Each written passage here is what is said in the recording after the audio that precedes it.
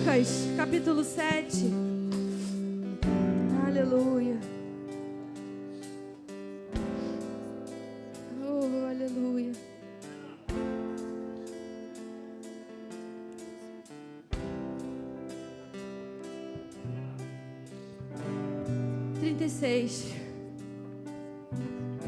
Lucas 7:36 diz assim: rogou-lhe um dos fariseus que comesse com ele. E entrando na casa do fariseu, assentou-se E eis que uma mulher na cidade, que era uma pecadora, sabendo que ele estava aonde? Sabendo que ele estava à mesa em casa do fariseu, levou um vaso de alabastro com unguento. Estando por detrás aos seus pés, chorando, começou a regar os seus pés com lágrimas e a sua cabeça, e enxugava, com os cabelos da sua cabeça, e beijava os seus pés, e os ungia com unguento.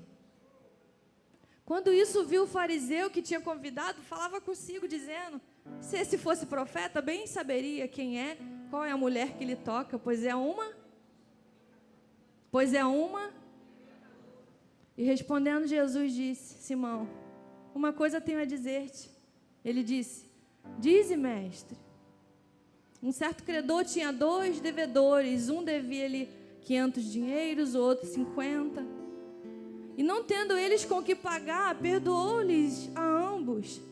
Dize, pois, qual deles o amará mais? Simão respondeu, disse: tenho para mim que é aquele que mais perdoou. E ele lhe disse: julgaste bem. E voltando para a mulher, disse a Simão: vês tu essa mulher? Eu entrei na tua casa, tu não me deste água para os meus pés, mas essa regou os meus pés com lágrimas e enxugou com os cabelos da sua cabeça. Não me deste ósculo, mas essa, desde que entrou, não tem cessado de me beijar os pés. Não me ungiste a cabeça com óleo, mas essa ungiu os meus pés com unguento. Por isso eu te digo que os seus muitos pecados lhe são perdoados, porque muito amou. Mas aquele a quem pouco é perdoado, pouco ama. E disse a ela: os teus pecados te são perdoados. E os que estavam à mesa começaram a dizer entre si: quem é esse que até perdoa pecados? E disse a mulher: a tua fé te salvou. Vai-te, hein? Essa manhã é uma continuação, amém? Eu não trouxe aqui uma outra mensagem, é apenas uma continuação do que a gente começou a construir ontem. E sobre intensidade. Intensidade é uma característica de alguém que se apresenta em grandes proporções. Olha isso. Intensidade é uma característica de alguém ou de algo que se apresenta em grandes proporções. Então a gente pode entender que a presença de Deus é intensa. A presença de Deus é uma grande demonstração do que é intensidade. E de manhã eu estava ali quietinha, lá no canto, era 6 e pouca, e o Senhor falou comigo. O acesso, ontem a gente falou, né? O acesso, ele precisa estar fundamentado. E a intensidade, ela também precisa de estrutura. Quem está aqui? A intensidade, ela também precisa de estrutura. Lucas 5, um pouquinho antes aí do que a gente leu, vai dizer assim: ninguém põe vinho novo em odres velhos, pois o vinho novo romperá os odres, entornar-se-á o vinho e os odres se estragarão. Vinho novo também é demonstração daquilo que é intenso. Vinho novo tem pressão, tem intensidade, mas odres velhos não suportarão vinho novo. odres corrompidos, estruturas corrompidas não suportarão a intensidade do vinho novo. Vai romper. O que o texto disse? Entornar-se-á o vinho, vai ser um desperdício, os odres se estragarão. Então o odre precisa ser? O odre precisa ser? Mas essa transição de odre velho e odre novo, querida, é dolorosa. Essa transição que Ele vai fazer no nosso interior é dolorosa, mas eu tenho uma palavra profética de vitória para você. Nós vamos ser dolorosamente estruturados pelo Senhor. Nós vamos ser, e tem pessoas que já estão sendo. Existem pessoas que estão sentadas aqui, né, Nathalie? Que estão sendo dolorosamente estruturadas, porque a intensidade do vinho novo está vindo aí. A intensidade do vinho novo. Estruturas corrompidas não vão suportar a intensidade do vinho novo. Odres velhos não vão suportar a intensidade do vinho novo. E eu já vou entrar no texto daqui a pouco. E ainda de manhã também, meditando sobre muitas coisas, e o Espírito Santo ia falando no meu coração: não adianta ter intensidade se não tem constância.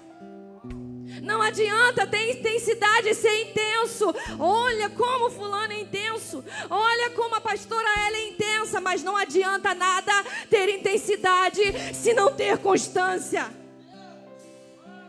O Senhor me ensinou alguns anos atrás sobre constância. Porque tinha um dia que eu queria tudo de Deus. No outro dia eu não queria nada. Um dia Deus para mim era o meu tudo. No outro dia falava: quem sou eu? Aonde eu estou? De onde eu vim? Coloca a mão sobre a sua mente agora. Coloca a mão sobre a sua mente. Fala: sai. Fala. Não, fala como se você estivesse expulsando um demônio. Fala: sai. Toda inconstância. Em nome de Jesus. Porque não adianta ter intensidade e não ter constância. Porque intensidade sem continuidade. Fala aí para quem está do seu lado. Intensidade. Mais alto, irmão. Intensidade sem continuidade não passa de um palito de fósforo.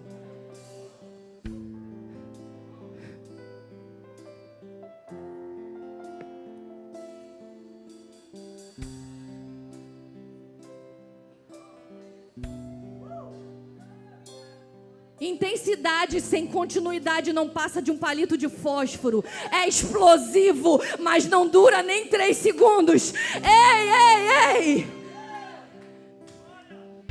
É isso que o Espírito Santo precisa gerar dentro de nós. Um coração intenso, mas constante.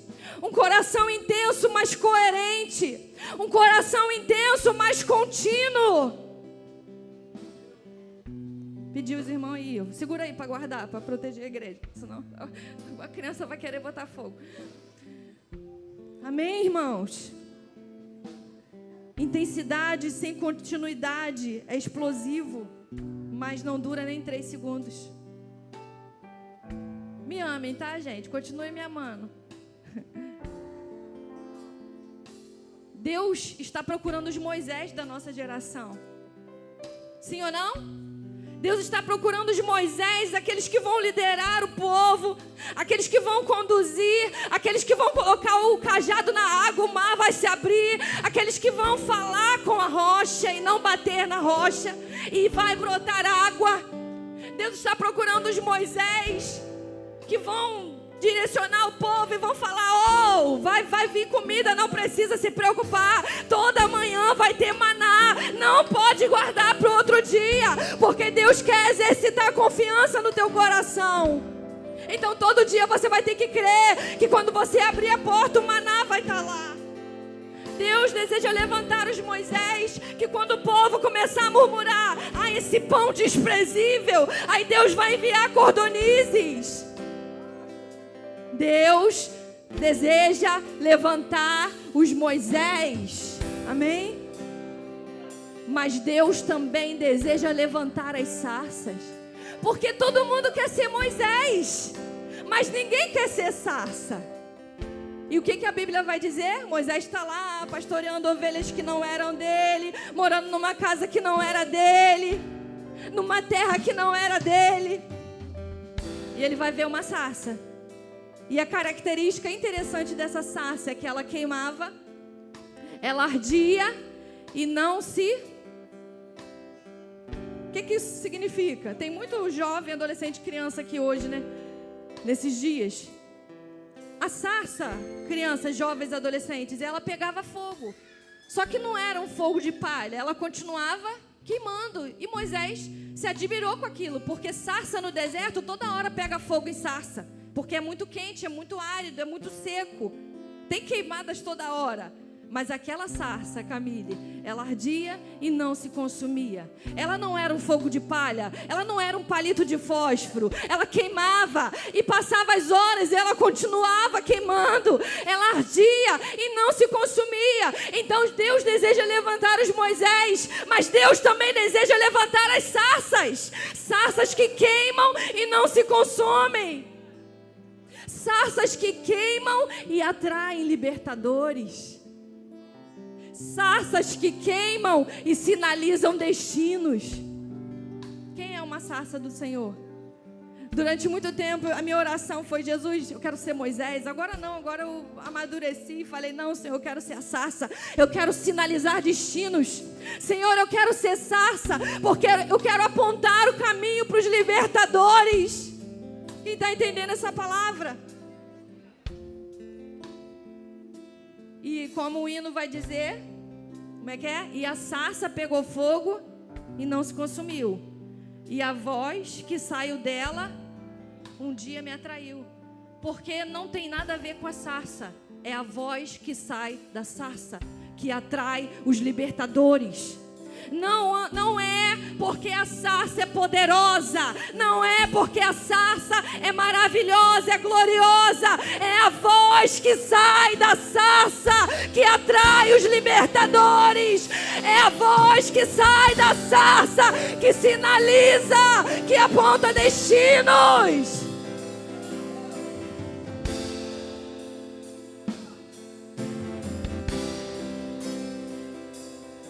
É a intensidade da sarça? Não, é a voz. João 15. Então o Senhor está nos falando sobre continuidade e sobre permanência. Fala para quem está do seu lado. Hoje eu vou pedir para falar quem está do seu lado, para ninguém dormir, tá? E dá um cutucão quando for falar. Fala para quem está do seu lado. Continuidade e permanência.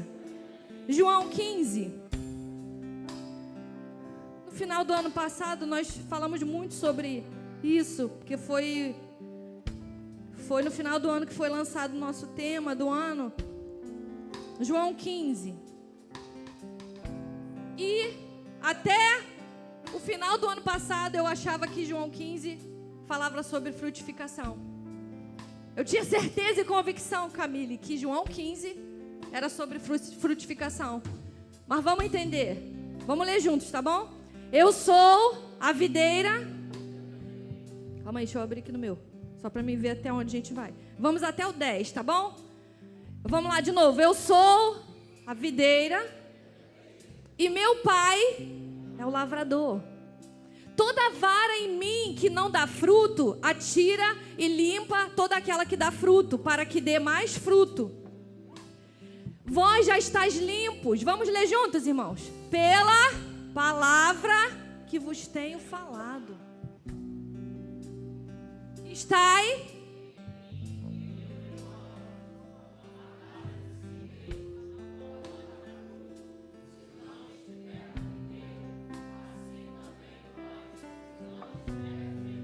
agora, calma aí. Eu vou precisar ler na minha tradução, porque está diferente. O 4 vai dizer assim: permanecei em mim e eu permanecerei em vós. Como não pode o ramo produzir fruto de si mesmo, se não permanecer na videira, assim nem todos vós podeis dar, se não permanecerdes em mim. Eu sou a videira e vós os ramos. Quem permanecer em mim e eu nele, esse dá muito fruto, porque nem sem mim nada podeis fazer. Se alguém não permanecer em mim, será lançado fora, a semelhança do ramo, e secará. E o apanham, lançam no fogo e queimam. Se permanecerdes em mim e as minhas palavras permanecerem em vós, tudo quanto pedires será-vos feito, e nisso será glorificado meu Pai. Como o Pai me amou, também eu vos amei. Permanecei no meu amor. Se guardardes os meus mandamentos, permanecereis no meu amor, assim como também eu tenho guardado os mandamentos do meu Pai, e no seu amor permaneço.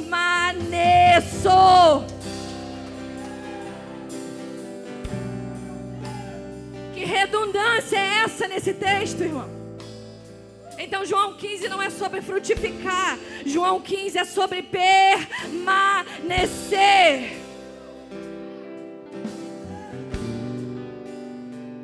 Continuidade e permanência. O retiro vai acabar. E aí, você vai esperar o Enjade, Enjadimo, conferência de mulheres? Qual vai ser o próximo evento? Ai, eu vou esperar a conferência porque eu vou ser cheio. Não, permaneça. Pega essa atmosfera e leva para dentro do teu quarto. Pega essa atmosfera e leva para dentro da sua vida, para a sua rotina, para o seu cotidiano. Permanecer é sobre permanência. Intensidade fala de continuidade e permanência. E agora a gente entra no texto que eu li. Aquela mulher, ela vai entrar, ela não é convidada, não era digna de estar ali, porque o texto diz que ela era uma pecadora. Ela não foi convidada, convocada, ela era uma intrusa naquele lugar. Mas quando ela fica sabendo que ele está sentado na mesa, ela entra na casa. Quando os pecadores souberem que Jesus está sentado na nossa mesa, eles virão. Será que Jesus pode sentar na nossa mesa? O que tem na nossa mesa? O que está sendo servido na nossa mesa? Porque às vezes a gente está servindo fundi de irmão. Picou, está lá passando no queijo e comendo. Será que ele pode sentar na nossa mesa? Porque se ele tiver lugar na nossa mesa, os pecadores virão. Ela vai entrar e ela já vai entrar fazendo aquilo que precisa ser feito. Essa mulher vai dar uma aula de adoração para nós. Porque ela não perde tempo, ela tem foco, ela tem direcionamento. Ela é intencional, irmão. Passa a ser intencional nesse lugar. Entra com intencionalidade. Porque se você for intencional, você não vai perder o foco. Aí ela vai derramar um unguento precioso. Alguns vão dizer que era tipo um vasinho. Outros vão dizer que era como se fosse um penduricalho assim no colar. Um frascozinho que ali ficava aquele unguento precioso. Era muito precioso, era caro, era valioso. Mas quando ela entende quando ela entende quem está ali, ela entrega. Quando ela entende quem está ali, ela entrega. Eu vou falar até você entender. Quando ela entende quem está ali dentro da casa, ela entrega. Quando ela entende quem está dentro da casa, ela entrega. Quando ela entende quem está dentro da casa, ela entrega. E ela vai derramar, irmão. Ela vai derramar, ela vai derramar, ela vai derramar. Quem já quebrou vidro de perfume dentro de casa?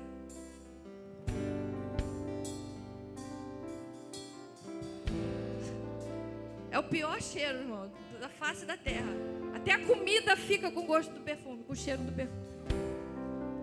Eu já derrubei pote de arroz. E dá para pegar por cima, irmão. Dá licença. Quem nunca derrubou um pedaço de bolo? Tinha uma criança ali ontem no pátio, derrubou o bolo de chocolate. Pegou. Agora dá para pegar um perfume derramado?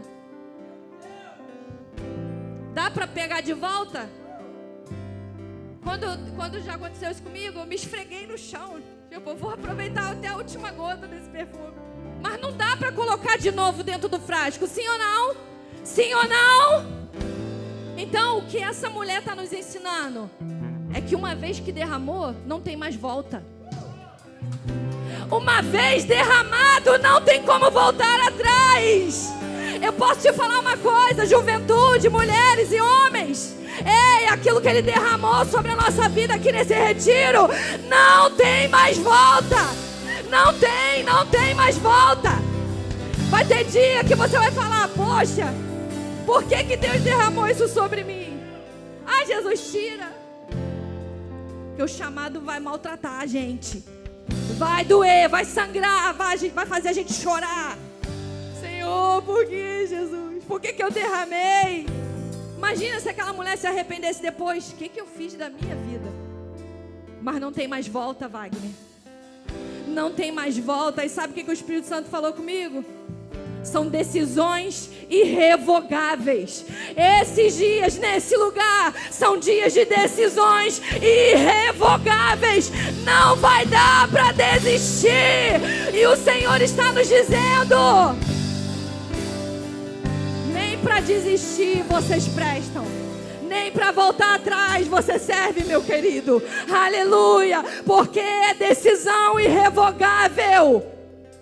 Que decisão é essa que você toma hoje? Chegou ali, não, botou o pé para fora, já não decidiu mais?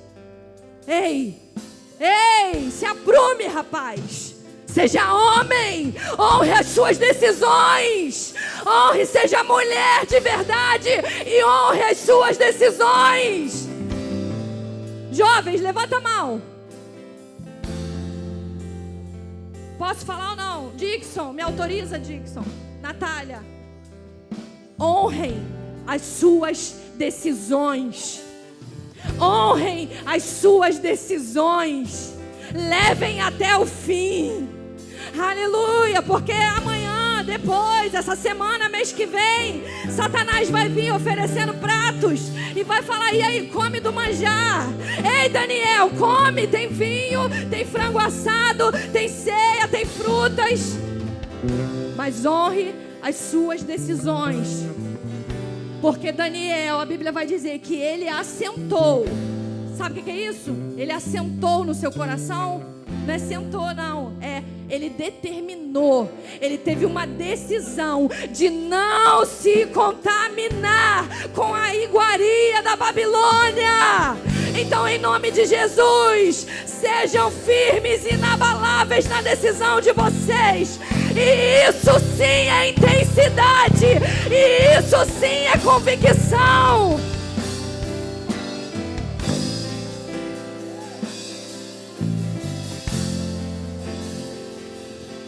Levanta sua mão, irmão. Intercede pela minha vida. Ai, me ajuda, irmão. Me ajuda. Aleluia.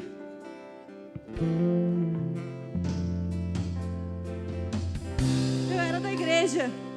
Com 9 anos, a minha mãe aceitou Jesus. Eu fui batizada com 13.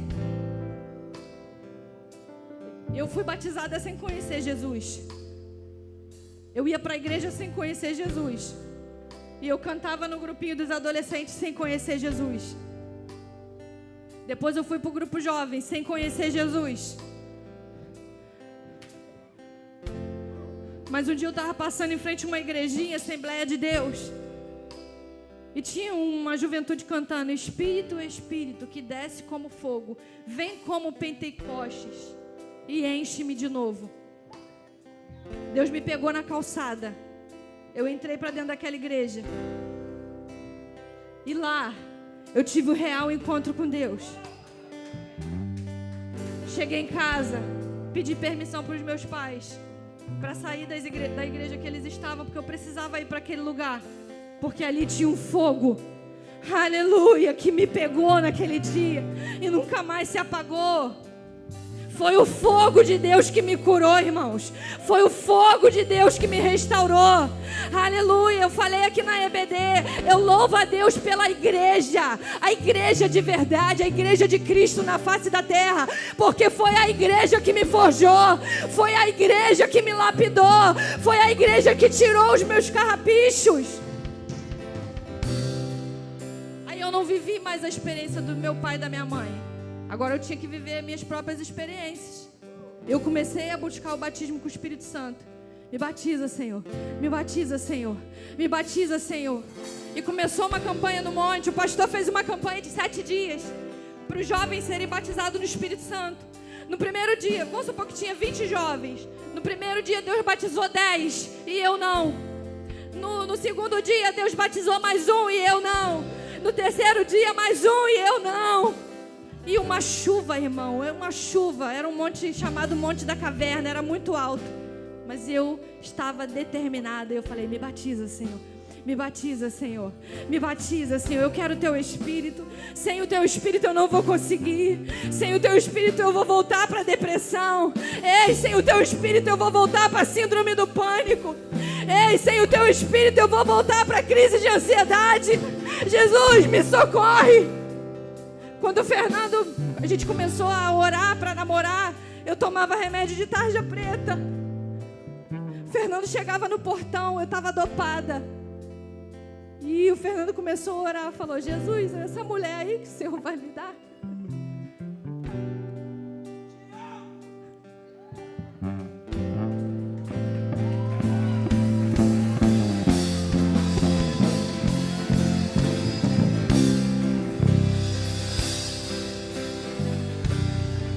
Sacerdócio do meu esposo.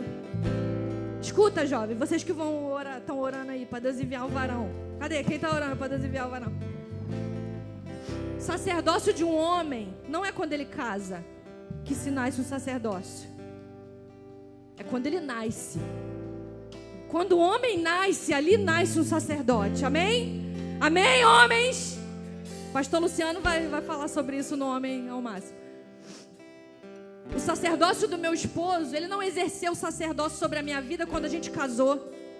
Ele exerceu o sacerdócio sobre a minha vida quando a gente começou a orar para namorar.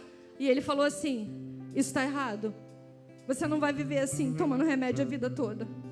Vamos fazer uma campanha, vamos fazer um propósito. E Deus vai curar você. Porque eu desenvolvi uma doença chamada a síndrome da dor miofacial. A dor da alma era tão grande que atingiu os ossos. E o Fernando falou, não, eu vou comprar mais uma caixa, eu preciso tomar mais uma caixa. Não, você não vai comprar mais uma caixa. Não estou falando aqui contra medicação, contra terapia. Amém, irmão? Quem está entendendo? Foi específico, caso isolado. Nós fizemos o propósito de oração. Eu nunca mais tomei o remédio. Eu nunca mais senti a dor. E voltando ao monte, o batismo no Espírito Santo. No último dia do monte eu falei, Jesus, é hoje, hein? Oh Deus, é hoje. Eu estou aqui, pelo amor de Deus. Todo mundo já tinha sido batizado no Espírito Santo, irmão. Todo mundo. E os jovens ficavam falando, o ministério perto de mim. E eu falava, sai daqui, em nome de Jesus. Eu não fui ainda.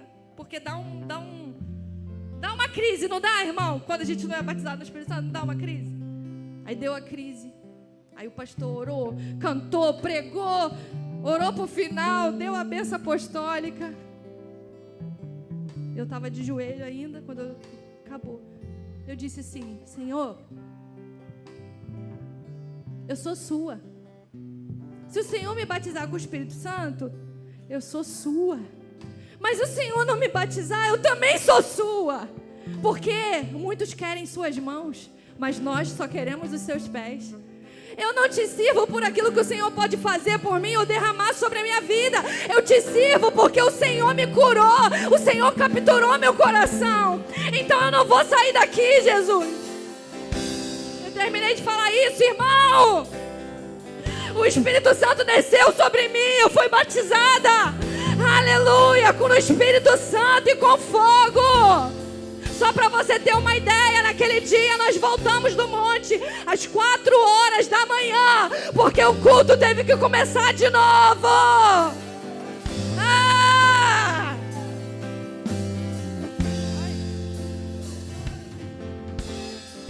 Então, o que a gente estava falando? Que eu até esqueci. Decisões irrevogáveis.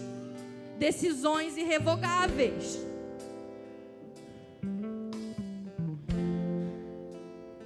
E o que faz com que uma decisão se torne irrevogável? O que faz? Quando Ele nos marca. Aí a gente fica cantando aqui na igreja: fere meu coração com uma ferida de fome por ti. Fere meu coração com uma ferida de... Ensina-me a clamar, a suplicar. Não precisa não. A gente está pedindo, fere meu coração. A gente é louco, a gente não sabe o que a gente está pedindo.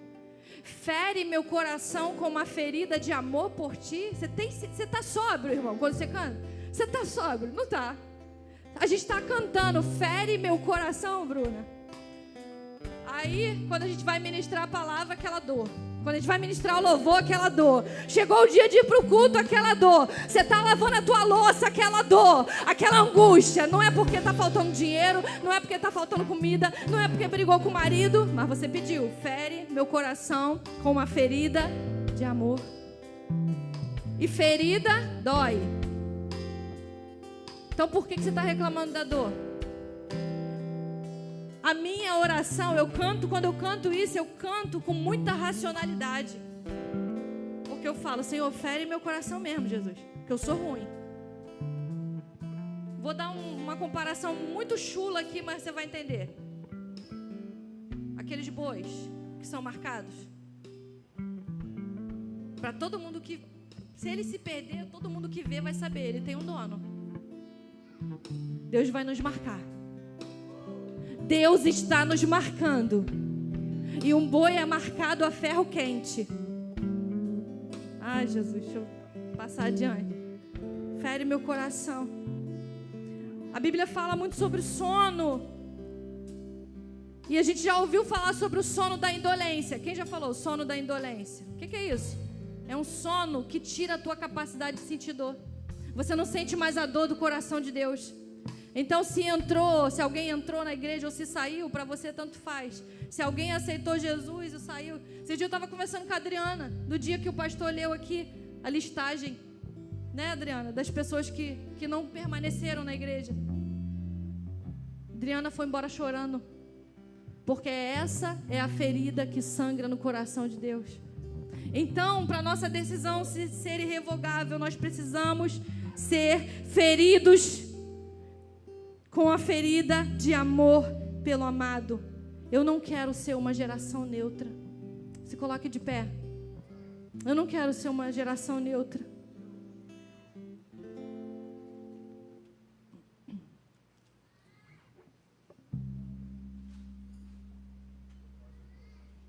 Aleluia, irmãos. Eu tinha mais uma página aqui, mas foi até aqui. O Senhor permitiu.